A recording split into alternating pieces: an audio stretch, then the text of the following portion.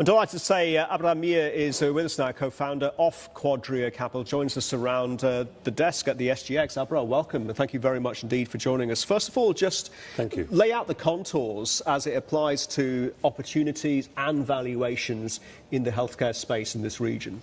Well, first of all, we're extremely excited about the healthcare opportunity in Asia. In fact, we believe that the global center of gravity of the healthcare industry is shifting very rapidly from the west to the east. By the end of this decade, total healthcare spend in Asia is going to be larger than the whole of the US and Europe combined.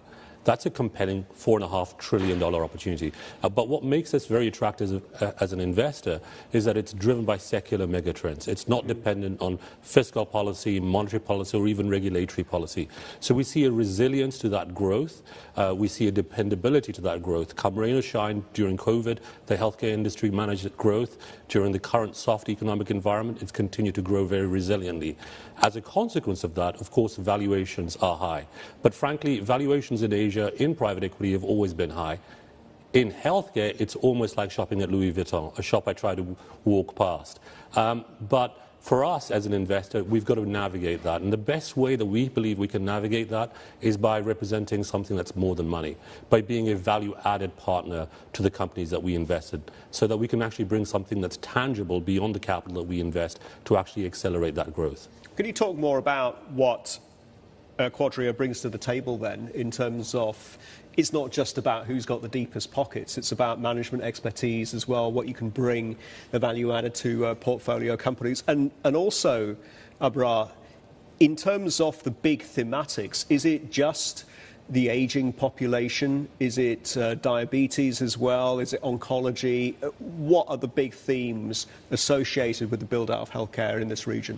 Sure. Look, from our perspective, we spent the last 10 years building the full healthcare ecosystem within our firm, so that when we go to entrepreneurs, we don't just represent capital, but we represent a full healthcare ecosystem that can help accelerate that growth, whether that's into innovation, whether that's into new markets, whether that's helping them improve their own product portfolio. So for us, behaving as an industrial investor has been an important part of our success.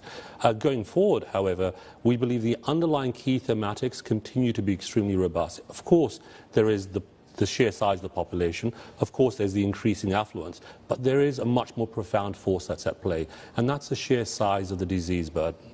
Roughly, Asia is about 30% of the world's population, but we carry almost 50% of the world's disease burden. We have more diabetics, we have more cancer patients, we have more cardiovascular patients than anywhere else in the world. And that gives the healthcare industry that visibility for growth, probably at least for the next generation to come.